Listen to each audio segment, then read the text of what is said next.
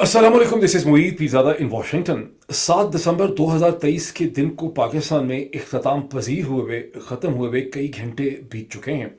इतनी देर से वीडियो करने का एक बहुत बड़ा फ़ायदा ये है कि जो कुछ दिन में होना है, जो डेवलपमेंट्स होनी है, अदालतों ने क्या कहना सुनना था, क्या कार्रवाई हुई, उस पर क्या रिएक्शन रद्द अमल हुआ, लोगों के कमेंट्स क्या थे, उसके ऊपर काउंटर कमेंट्स क्या थे, मीडिया ने कौन सी तोप चलाई, उसके खिलाफ किसी ने क्या तोप चलाई, वो तमाम चीज़ें आपके सामने हो जाती हैं और आप एक बिगर ब्रॉडर पिक्चर देख सकते हैं जिसमें क्या चीज़ बहुत ज़रूरी थी, क्या कम ज़रूरी है, क्या गैर ज़रूरी है, उसके दरमियान आप एक डिफ्रेंसिएशन कर सकते हैं। इस वक्त मेरे सामने जो डेवलपमेंट्स हैं उनका ताल्लुक फॉर्मर प्राइम मिनिस्टर पाकिस्तान जनाब इमरान खान साहब से भी है, उनका ताल्लुक जनाब farmer army chief general Bajwa से भी है, former prime minister Nawaz Sharif साहब से भी है, फॉर्मर फॉरेन मिनिस्टर जनाब बिलावल जरदारी जो अपने आप को भुट्टो कहते हैं, बिलावल जरदारी से भी है, इलेक्शन कमीशन ऑफ पाकिस्तान से भी है, लाहौर हाई कोर्ट से भी है, इस्लामाबाद हाई कोर्ट से भी है और भी बहुत से सिरती सवाल आ जाते हैं और मैं इन सब का क्विकली जिक्र करूंगा। लेकिन सबसे पहले जो बहुत ही इंपॉर्टेंट इंटरनेशनल डेवलपमेंट है जो गुज़िश्ता 12 घंटे से मसलसल जिसका चर्चा दुनिया में तो बहुत हो रहा है, अमेरिका में बहुत हो रहा है, लेकिन शायद पाकिस्तान में उसकी इतनी अवेयरनेस और कॉग्निजेंस नहीं पाई जाती कि अक़वाम मुत्तहिदा के सेक्रेटरी जनरल एंटोनियो गुटेरेस ने 1989 के बाद से पहली दफ़ा आप ये कह लें कि तकरीबन 11 और 20 तकरीबन 40 बरस के बाद नहीं 40 तो नहीं बनेंगे लेकिन ये कोई 35 एक बरस बन जाएंगे मेरा ख्याल है, 23 प्लस 11 34 ईयर्स बन जाएंगे। पहली दफ़ा अक़वाम मुत्तहिदा के सेक्रेटरी जनरल ने 1989 के बाद आर्टिकल 99 जो है उसको इन्वोक किया है। आर्टिकल 99 ये उन्होंने खुद क्लियर किया, उसके हवाले से उन्होंने ट्वीट किए हैं सेक्रेटरी जनरल ने। आर्टिकल 99 एक वाहिद इंस्ट्रूमेंट है, एक टूल है जो अक़वाम मुत्तहिदा के सेक्रेटरी जनरल को ऑटोनमसली इंडिपेंडेंट एक्ट करने की इजाज़त देता है, वरना अक़वाम मुत्तहिदा के ढांचे में सेक्रेटरी जनरल जो है उसके पास इंडिपेंडेंटली एक्ट करने की प्रोविज़न जो है वो नहीं होती और वो सिक्योरिटी काउंसिल और मेंबर स्टेट्स जो हैं उनके साथ मिलके चलता। लेकिन किस चीज़ के लिए अक़वाम मुत्तहिदा के सेक्रेटरी जनरल ने आर्टिकल 99 इन्वोक किया है? उन्होंने सिक्योरिटी काउंसिल को कहा है कि गाज़ा की जंग की सूरत हाल ऐसी हो चुकी है कि ये एक ह्यूमैनिटेरियन डिज़ास्टर है फ़लस्तीनियों के लिए, इसराइल के लिए और ग्लोबल पीस और ग्लोबल सिक्योरिटी जो है उसके लिए इसके बहुत ही ख़तरनाक असरात जो है वो निकल सकते हैं। अब यहाँ पे बहुत ज़रूरी है कि आर्टिकल 99 इस्तेमाल भी उस वक्त होता है जब आपको ग्लोबल रिस्क हों। इसका रद्द अमल क्या है? अभी तक सिक्योरिटी काउंसिल के तमाम मेम्बरान जो हैं वो खामोश पड़े हैं। ताहम इसराइल के जो एम्बेसडर हैं अक़वाम मुत्तहिदा में, उन्होंने कहा है कि एंटोनियो गुटेरेस ने, सेक्रेटरी जनरल ने यहूदियों से और इसराइल से अपनी जो नफ़रत है और अपनी मुखालफत है उसका खुल के इजहार कर दिया है। इस मौके पर अगर जंगबंदी होगी तो हमास ऐसे दहशतगर्द ऑर्गेनाइजेशन सर्वाइव कर जाएगा। और उन्होंने साथ ही मुतालबा किया, पहले भी वही मुतालबा कर चुके हैं, एक बार फिर उन्होंने मुतालबा किया कि अक़वाम मुत्तहिदा के सेक्रेटरी जनरल एंटोनियो गुटेरेस अब इतने ख़राब हो चुके हैं और इतने एक्सपोज हो चुके हैं इसराइल के ख़िलाफ़ कि उन्हें फ़ौरी तौर पर मुस्ताफ़ी हो जाना चाहिए। अभी तक जो मेजर सिक्योरिटी काउंसिल की पावर्स हैं जिनके पास वीटो है, अमेरिका है, रशिया है, चीन है, फ्रांस है, बरतानिया है, वो अभी तक खामोश हैं। और दूसरी तरफ क्या सूरत हाल है? सूरत हाल ये है कि तकरीबन अंदाज़न 18,000 लोग जो हैं वो जहाँ भाग हो चुके हैं गाज़ा के अंदर, जहाँ अभी भी सदर्न गाज़ा में इसराइली टैंक्स और हमास के दरमियान जो गुरिल्लाज हैं उनके दरमियान एक घमसान की जंग जो है वो जारी है। मैं ज़ाती तौर पे हैरान हूँ कि सदर्न गाज़ा में इतनी ज़्यादा घमसान की जंग, इसराइल की इतनी ज़्यादा मिलिट्री सुपियोरिटी के बावजूद क्यों है? हमास ने जो दावा किया है, जो अल जज़ीरा में आप देख सकते हैं कि अंदाज़न 150 उन्होंने इसराइल के पिछले 24 घंटे में व्हीकल्स, टैंक्स और मुख्तलिफ चीज़ें जो हैं वो डिस्ट्रॉय कर दी हैं। मैं कोशिश करूंगा कि किसी मिलिट्री एक्सपर्ट के साथ प्योरली मिलिट्री के एंगल से कि हमास जो एक महज एक मिलिशिया है चंद हज़ार लोगों की, वो इसराइल की इतनी बड़ी ताकत जिसके पीछे अमेरिका है, पूरी मगरब की ताकत खड़ी है, जिसके पास एयर सुपियोरिटी है, जिसके पास हर किस्म के वेपन्स हैं, आखिर हमास ने किस तरह से अभी तक 2 महीने से इसराइल का रास्ता जो है इस छोटी सी पट्टी में जो 5 मील चौड़ी है और 25 मील लंबी है, इस पट्टी में किस तरह से हमास ने इसराइल का रास्ता रोक रखा है, इसके मिलिट्री डायनामिक्स के ऊपर मैं बात करूंगा, किसी सीनियर मिलिट्री ऑफिसर से बात करने की कोशिश करूंगा। अब दूसरी डेवलपमेंट की तरफ आ जाते हैं, पाकिस्तान की तरफ, जहां जिसका ताल्लुक बुनियादी तौर पे पाकिस्तान के एक्स आर्मी चीफ जनाब रिस्पेक्टेबल जनरल बाजवा साहब से है। अंसार अब्बासी साहब जो पाकिस्तान के एक बहुत ही प्रोमिनेंट प्रिंट जर्नलिज्म के सहाफ़ी हैं, एडिटर इन्वेस्टिगेशन है, बहुत बरसों से ये चीफ एडिटर इन्वेस्टिगेशन है दी न्यूज़ अखबार के, जो बहुत बड़ा अंग्रेज़ी का अखबार है पाकिस्तान में इन टर्म्स ऑफ सर्कुलेशन, जंग जियो न्यूज़ ग्रुप का हिस्सा है। अंसार अब्बासी साहब वीलॉग भी करते हैं, बहुत कम लोग उनका वीलॉग देख पाते हैं। ये जो वीलॉग उन्होंने खास तौर पे किया है, जो मैंने पूरा देखा है, इसे बहुत ज़्यादा लोगों ने नहीं देखा। कुछ 6-7 हज़ार लोगों ने इस वीलॉग को अब तक देखा है अपेरेंटली, जो बाहर से नज़र आ रहा है। इसमें उन्होंने farmer army chief general Bajwa का एक पैगाम देने की कोशिश की। गो अंसार अब्बासी साहब मंझे हुए जर्नलिस्ट हैं और उन्होंने इसको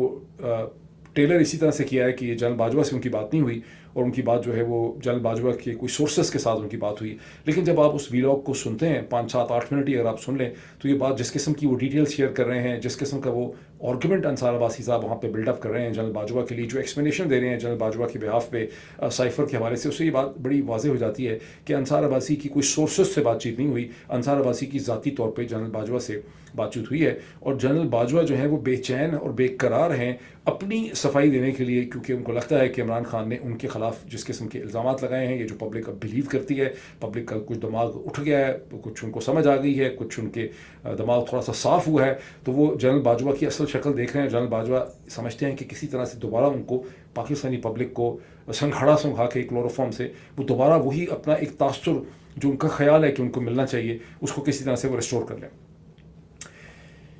मैं समझता हूँ कि जनरल बाजवा ये जो मैसेज है ना, किस चीज़ को कन्वे करता है। ये जनरल बाजवा ने मैसेज दिया है, ये शो करता है कि general Bajwa is a narcissistic personality, और जिसके लिए जो राइट साइकेट्रिक टर्म है वो है God complex. God complex is also a narcissistic personality disorder.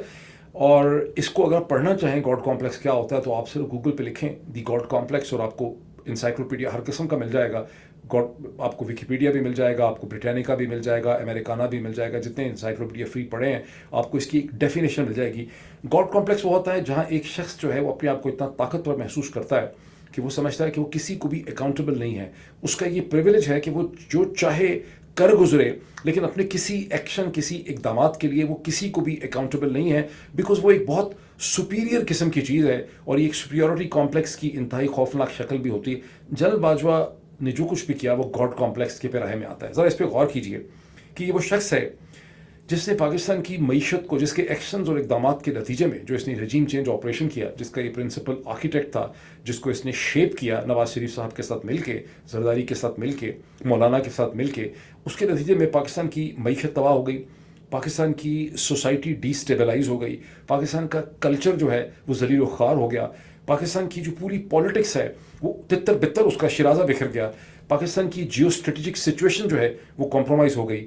230 million का जो मुल्क है वहाँ पे लोगों को बेइंतहा तकालीफ का सामना करना पड़ा, जिसके बारे में कुछ भी बताने की ज़रूरत नहीं है। पूरा का पूरा सिस्टम जो है पॉलिटिकल वो अनस्टेबल हो चुका है, आर्मी और लोगों के दरमियान में दरारें पड़ चुकी हैं। और सवाल लोगों के जहन में ये भी है कि, और सबसे बड़ी बात है कि आर्मी और लोगों के दरमियान दरारें पड़ चुकी हैं। यानी पाकिस्तान की अगर ये आदमी परवाह नहीं भी करता था, ये रियासत की परवाह नहीं करता था, किसी भी चीज़ को अकाउंटेबल नहीं था, तो कम से कम इस आदमी को अपनी फ़ौज के सामने अकाउंटेबल होना था। और इसमें मेरा ख्याल है कि 20 महीने के बाद आप में से किसी को भी शक नहीं है कि पाकिस्तान में पाकिस्तान के लोगों और फ़ौज के दरमियान जो दरारें पड़ी हैं उसकी बुनियादी जिम्मेदारी जो है वो जनरल बाजवा के ऊपर आती। सवाल यह है कि और ये भी इस वक्त लोगों के जहन में सवाल है कि क्या कभी पाकिस्तान इस क्राइसिस से अब इंटैक्ट इमर्ज भी कर सकेगा कि नहीं। लेकिन ये शख्स जो जनरल बाजवा है ये इतना कॉन्फिडेंट है अपने बारे में कि इसका ख्याल है कि अभी भी मुख्तलिफ सहाफ़ियों को इस्तेमाल करके और उनके ज़रिए मैसेजेस दे के, जैसे पहले एक ज़माने में लगता है कि कुछ हफ्ते पहले, कुछ महीने पहले जावेद चौधरी साहब को यूज़ किया गया था, ये समझता है कि अभी भी अंसार अब्बासी को, किसी और को इस्तेमाल करके लोगों को बेवकूफ़ बना सकता है और अपना एक इंप्रेशन जो है वो ठीक कर सकता है। अच्छा, अब इसके मैं कुछ एग्जांपल्स दूं आपको। आप सोचते होंगे इतनी तमहीद मैंने इसकी बांधी है। मैं एग्जांपल्स आपके सामने देता हूं। जो भी एग्जांपल मैं आपके सामने रखूंगा, ये एग्जांपल से सैकड़ों जर्नलिस्ट लोग, आप में से बहुत से लोग वाकिफ़ हैं कि कोई ऐसी चीज़ नहीं है कि जिसकी मुझे कोई बहुत ज़्यादा एक्सप्लेनेशन करने की ज़रूरत है। ये प्योरली फैक्ट्स हैं। अगस्त 2019 के दरमियान में, कोई 16-17 अगस्त 2019 में, जब कश्मीर का सो कॉल्ड क्राइसिस चल रहा था, कोई क्राइसिस नहीं था, कुछ नहीं हमने किया, जब कश्मीर को टेक ओवर कर लिया उन्होंने, उसके आर्टिकल 370 ख़त्म किया, तो जनरल बाजवा ने ये कह के कि मुल्क के हालात और बॉर्डर की सिक्योरिटी के हालात बहुत ख़राब हैं, इमरान खान को ब्लैकमेल करके, जनरल गफूर को भेज के और प्रॉब्ली जनरल फैज़ ईसा को इस्तेमाल करके अगस्त की 15-16 तारीख को इमरान खान से बगैर किसी प्रोसेस के, बगैर किसी ड्यू प्रोसेस से, लीगल प्रोसेस के, बगैर किसी समरी के, GHQ के, अपनी एक्सटेंशन का कागज़ साइन करवाया और उसके बाद उसको व्हाट्सएप के ऊपर पूरी दुनिया में लीक कर दिया। ज़रा इसको जहन में रखें कि तमाम पाकिस्तान के आर्मी ऑफिसर्स, बार एसोसिएशन, वकला, मीडिया, जर्नलिस्ट, सहाफ़ी, अखबारों के एडिटर में सबके, और हर बंदा इस चीज़ से वाकिफ़ है। मैं कोई भी ऐसा फैक्ट आपके सामने नहीं रखूँगा जिसकी सेहत के बारे में कोई शक हो। दिसंबर 2018 में मौलाना का धरना के बारे में जितने रिपोर्टर्स उसको कवर कर रहे थे, उन सब की असेसमेंट ये थी कि ये मौलाना फजल रहमान का धरना जो इस्लामाबाद में करवाया गया, वो जनरल बाजवा उसके पीछे थे। मार्च 2019 में ख्वाजा आसिफ साहब खुद टेलीविज़न चैनल्स के ऊपर ऑन रिकॉर्ड हैं, वो कहते हैं कि पंजाब की हुकूमत PMLN को नवाज शरीफ की पार्टी को जनरल बाजवा ने ऑफर की। कब? मार्च 2019 में। TLP तहरीक लबैक पाकिस्तान का रिपीटेड इस्तेमाल, 4-5 दफ़ा तहरीक लबैक पाकिस्तान का जो इस्तेमाल हुआ इलेक्टेड गवर्नमेंट्स के ख़िलाफ़, एक फैज़ाबाद के धरने में जिसका केस अभी सुप्रीम कोर्ट के सामने, उसके बाद कम अज़ कम 3 या 4 दफ़ा इमरान खान की हुकूमत को घुटने टेकने के लिए तहरीक लबैक पाकिस्तान को यूज़ किया गया, और ऐसे इशूज़ पे यूज़ किया गया जिससे पाकिस्तान के खारजा ताल्लुकात जो हैं बहुत बुरी तरह से मुतासर हुए। पाकिस्तान की जगहसाई हुई कि फ़्रांस के एम्बेसडर को निकाल दें और फ्रांस से ताल्लुकात ख़त्म कर दें। हर दफ़ा मकसद ये होता था कि इमरान खान की हुकूमत को किसी इशू के ऊपर अपनी कमज़ोरियों का एहसास दिलाना था, उससे घुटने टेकने थे। और आखिरी दफ़ा तहरीक लबैक पाकिस्तान को निकाला गया सड़कों के ऊपर समवेयर अगस्त सितंबर 2022 में 21 में, जब आर्मी चीफ को DGI जनरल नदीम अंजुम को लगाना था और इमरान खान ने वो फाइल रोकी भी थी, उस वक्त फिर TLP को सड़कों के ऊपर निकाला गया। ये सब इससे वाकिफ़ है, कोई ऐसा नहीं जिसको ना पता हो। फिर जो कमेंट्स किए 2022 के शुरू में, जब एक नेशनल सिक्योरिटी डायलॉग इस्लामाबाद में करवाया गया, वहाँ जिस किस्म के हद तक आमेज़ डिरोगेटरी कमेंट्स किए गए पाकिस्तान के पीरिनियल फ्रेंड चीन के हवाले से, उसकी मिलिट्री कैपेबिलिटी, उसके इक्विपमेंट के हवाले से, वो भी जनरल बाजवा ने किए। फैज़ाबाद के धरने का मैं जिक्र कर चुका हूँ। अच्छा, फिर आप ये देखें, दो बड़ी इंटरेस्टिंग चीज़ें हैं जिनका ताल्लुक है, जिसको अब आपकी बड़ी क्लियर हो जाएंगे मेरा ख्याल जर्नलिस्ट। ये एक ऐसी चीज़ है जिसको पहले बिल्कुल लोग समझ ना सके, लेकिन अब मेरा ख्याल है कि बहुत ज़्यादा लोग इसको समझ सकते हैं।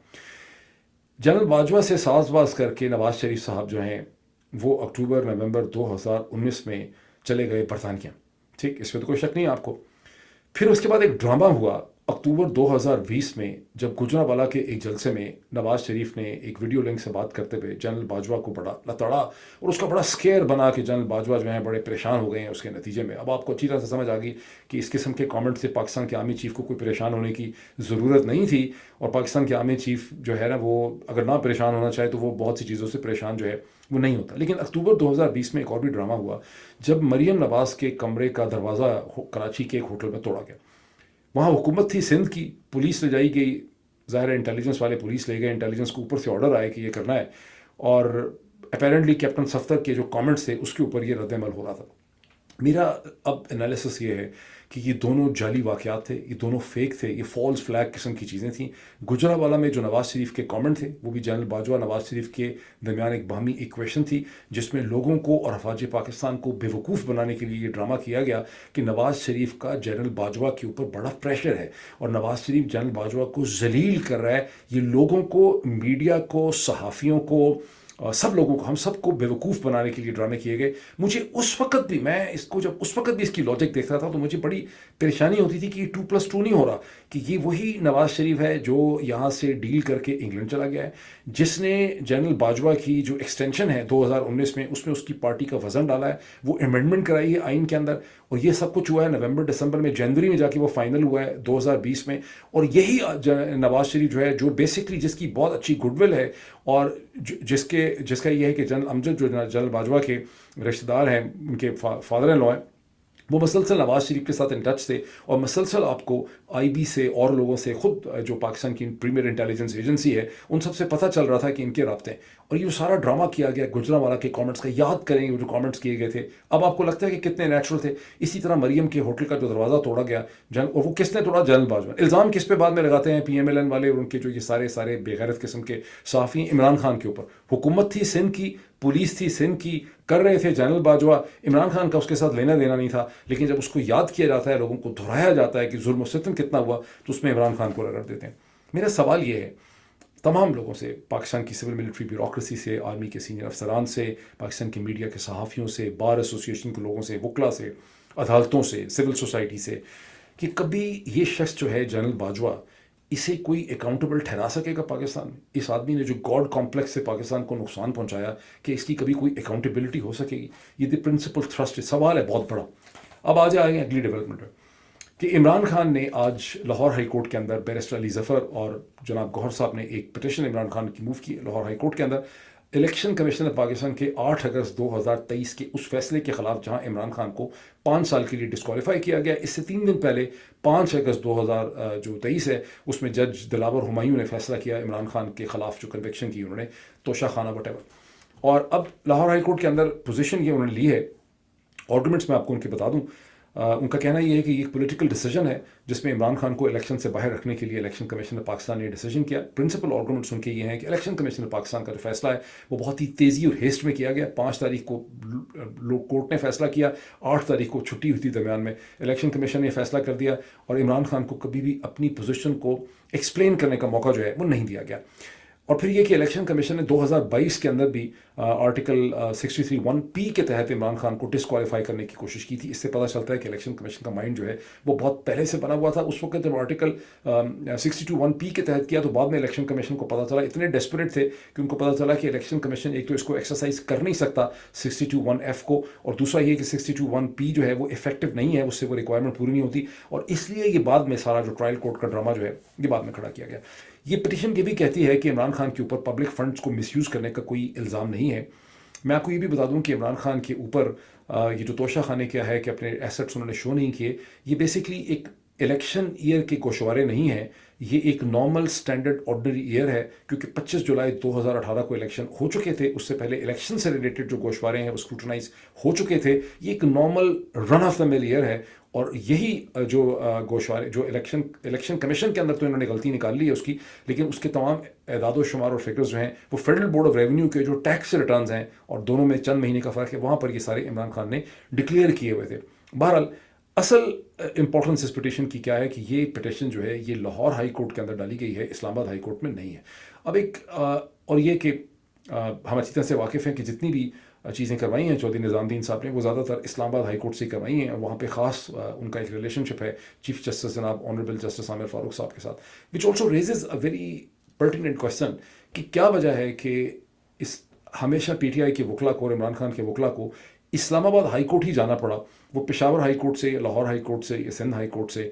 جو ہے وہ کوئی ان کو ریلیف لینے کے لیے کیوں نہ جا سکے؟ اس کے راستے میں یقینی طور پہ کوئی قانونی اسٹرکچرل پرابلمز ہیں، کیونکہ اس پٹیشن کے اندر بھی آرگومنٹ یہ کیا گیا ہے کہ عمران خان نے 2 دفعہ جو الیکشن لڑا، میاں والی یہ لاہور سے انہوں نے سیٹوں پر لڑا، اور یہ دونوں لاہور ہائی کورٹ کے ایمبٹ کے اندر آتے ہیں، اس لیے لاہور ہائی کورٹ اس کیس کو سن سکتی ہے. لاہور ہائی کورٹ اس میں کیا کرتی ہے وہ تو ہم دیکھیں گے. ایک دوسری پٹیشن بھی موو کی ہے عمران خان کے وکلا نے، اور وہ پٹیشن جو ہے الیکشن کمیشن جو کل سماعت کر رہا ہے فرائیڈے کے دن جو شروع ہو رہا ہے، جہاں 11 پٹیشنز الیکشن کمیشن کے پاس ہیں تحریک انصاف کے انٹرا پارٹی الیکشن کے خلاف، جس کے پرنسپل جو پٹیشن یا آرگومنٹس ہیں وہ اکبر ایس بابر صاحب کے ہیں. اس کو روکنے کے لیے بھی ایک پٹیشن جو ہے وہ تحریک انصاف نے پیش بندی کے طور پر ڈالی ہے لاہور ہائی کورٹ کے سامنے، جہاں لاہور ہائی کورٹ کو آگاہ کیا گیا اور ان کو کہا گیا ہے کہ الیکشن کمیشن آف پاکستان کا نومبر 23 تاریخ کا جو آرڈر تھا کہ تحریک انصاف اپنے انٹرا پارٹی الیکشن کروائے، یہ آرڈر بنیادی طور پہ غیر قانونی تھا اور الیکشن کمیشن ایسا نہیں کر سکتا تھا. اس میں بھی بہت سے دلائل جو ہیں دیے گئے ہیں. یہ 2 ڈیولپمنٹس ہیں. اس کے بعد آ جائیں ایک بہت ہی مدر آف آل ڈیولپمنٹس ہیں جو میں نے روک کے رکھی ہوئی تھیں. ایک کا تعلق ہے جناب محترم نواز شریف صاحب کے ساتھ، دوسرے کا تعلق ہے جناب بلاول زرداری بھٹو صاحب کے ساتھ. اور بلاول زرداری بول رہے تھے گزشتہ آج کے دن میں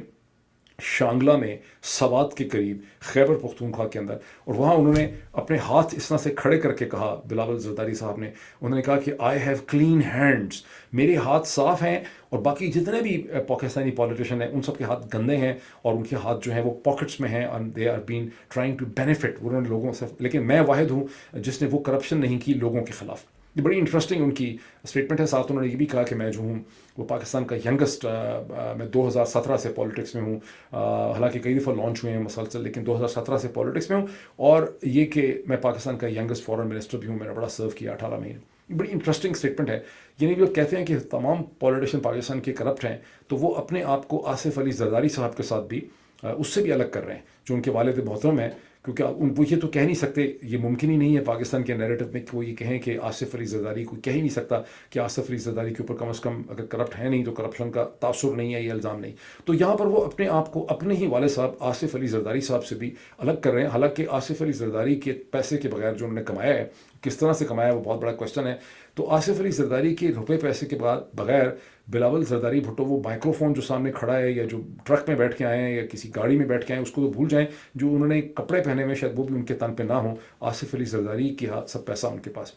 اگر یہاں شانگلہ کے اندر بلاول زرداری لوگوں کو یہ بیوقوف بنا رہے ہیں، شانگلہ کے لوگوں کو، کہ میرا آصف علی زرداری کی کرپشن کے پیسے سے کوئی تعلق نہیں ہے، میں اس کا مرہون منت نہیں ہوں، کیونکہ مجھے تو ذاتی طور پہ کچھ لینا ہی نہیں پڑا، میری تو تمام ضروریات پہلے سے پوری ہیں، تو دوسری طرف ہمارا جو انوکھا لاڈلا ہے وہ اور اس کے وکلا موجود تھے اسلام آباد ہائی کورٹ میں، جہاں شروع میں خبر لگ گئی کہ جناب اسلام آباد ہائی کورٹ نے، چیف جسٹس صاحب نے کہا ہے کہ ہم یہ فیصلہ، یہ کیس جو ہے العزیزیہ اسٹیل ملز کا، جہاں نیب نے یہ درخواست کی کہ اس کیس کو آپ واپس بھیج دیں اکاؤنٹیبلٹی کورٹ میں، اس کو کنوکشن کو کواشٹ کر دیں اور واپس بھیج دیں اکاؤنٹیبلٹی کورٹ کو ری ایگزامن کرنے کے لیے، تو وہاں پہ چیف جسٹس نے کہا کہ نہیں، ہم اس کو میرٹ پہ ایگزامن کرنا چاہتے ہیں، ہمارے سامنے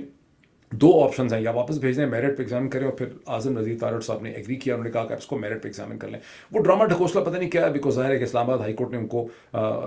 کو وہاں سے دھولا کے لانڈر کر کے ہی نکالنا ہے جناب انوکھے لاڈلے کو۔ لیکن انوکھے لاڈلے نے اور وکلا نے وہاں بڑی ایک زبردست بات کی، بلاول نے شانگلہ میں کہا کہ میرا اپنے باپ کے پیسے کے ساتھ کوئی تعلق نہیں ہے، میں تو بالکل مسٹر کلین ہوں، ڈس اون کر دیا اس نے آصف علی زرداری کو۔ اور ہائی کورٹ میں، اسلام آباد ہائی کورٹ میں نواز شریف کے وکلا نے یہ کہا کہ پوزیشن ایکسپلین کی، بڑی لمبی اس کی ڈیٹیل چھپی ہے، کہ حسین نواز اور حسن نواز فیکٹریاں چلاتے تھے، العزیزیہ اسٹیل مل ہو یا فلیگ شپ دوسری کمپنی ہو یا ہل میٹل اسٹیبلشمنٹ ہو، اور حسن نواز اور حسین نواز چونکہ 18 برس سے زیادہ عمر کے تھے، اس لیے جناب وہ انڈیپینڈنٹ تھے قانونی طور پہ، اور نواز شریف صاحب کا ان کے بزنسز کے ساتھ کوئی تعلق نہیں تھا، اور وہ اپنے باپ کی، غریب باپ کی مدد کرنے کے لیے حسین نواز جو ہیں وہ ان کو پیسے بھی بھیجتے تھے۔ بلاول کہہ رہا ہے کہ میرا نواز زرداری کے پیسے سے کوئی تعلق نہیں ہے، میں مسٹر کلین ہوں، اور یہاں پر نواز شریف یہ کہہ رہا ہے کہ میرا اپنے بیٹوں کے بزنس کے ساتھ کوئی تعلق نہیں ہے، اور ظاہر ہے کہ عدالت کے پاس منظور کرنے کے علاوہ یا اس کو اپروو کرنے کے علاوہ یا مان لینے کے علاوہ کوئی آپشن نہیں ہے۔ اب اتنا ہی، اس پہ آپ خود غور کریں، میں اس پہ کیا کامنٹ کروں، پھر آپ سے ملاقات ہوتی۔ Thank you.